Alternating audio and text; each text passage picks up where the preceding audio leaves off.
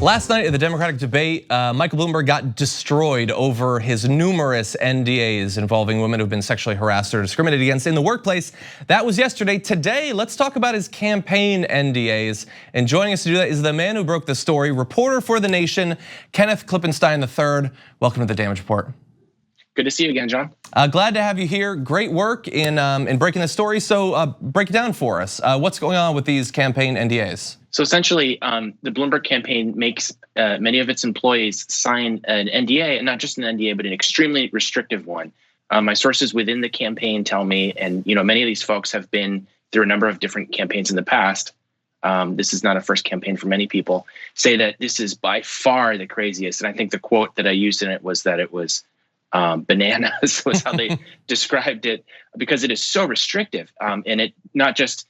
I want to be fair here. I understand if, for example, a campaign wants to keep something like an internal poll or something proprietary like that secret. That makes sense to me. But if you look at the language in this NDA, which numbered 9 pages long, and when I talked to a government oversight group called CREW, their expert told me that often these agreements will be just a few sentences long, essentially saying, for the duration of the campaign, don't talk to press outside of formal channels.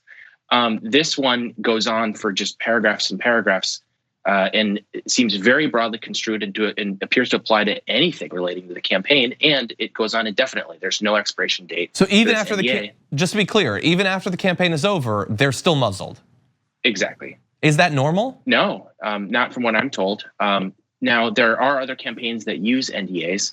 This has been a controversy for a while, and I do want people to not think that this all began with Bloomberg. However, what you're seeing is an intensification of the secrecy around it. And that seems to mirror, as you point out earlier, the way that he's approached NDAs in the corporate world.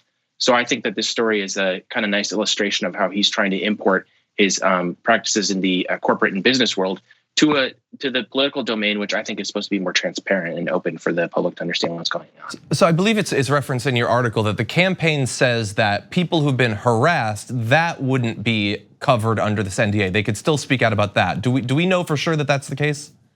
Well, the problem here is, and again, to mention CREW, this is how they explained it to me, and several other lawyers did as well, is that it has a carve out for if there's something that you legally need to disclose in response to, for example, a subpoena, or a request to testify. But according to CREW, in the real world, these cases very rarely reach that threshold. Depend on it. There's a lot of time. There's going to be consequences for your career if you do that. So really, what this is blocking is any sort of complaint that you might make that is something that perhaps you want the behavior to stop, but you're not willing to go through this very public process of outing yourself in the case. And apparently that's the vast majority of cases. So I love this story, and people should definitely go take a look at it at The Nation for more details. I'm curious though, in going forward, it seems like his campaign is going to be very prone to these sorts of leaks. Are you seeing much of that already? People reaching out to you? They're extraordinarily, and people talk to me saying, how do you know this is true? What was the individual you got this from? I've been talking to, I don't want to say how many, but a bunch of people inside the campaign, and it's almost like a Game of Thrones type situation where it's like the Lannisters are just throwing money left and right, and it turns out when you've got a essentially mercenary army, which I believe characterizes a lot of the Bloomberg campaign, they're not going to be very loyal.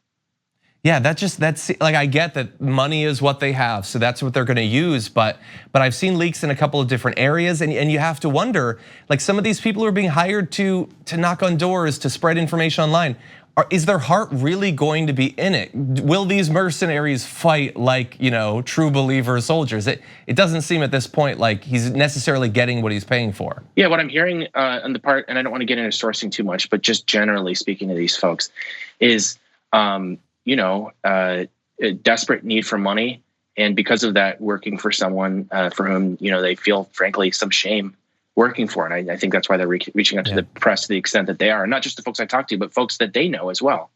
Yeah, and look, I know a lot of people have really hard. I don't want to shame people for taking a huge amount of money for what seems like it probably won't necessarily be much work. And so if you want to do that, I totally endorse taking his money and doing a really half-aid job at it. Or reaching out to me. I'm not going to complain about that either. Or both. Anyway, Ken, as always, thank you for joining us. Everybody, go check out this and the rest of Ken's work at The Nation. He's doing a great job over there. Great to talk to you again, John.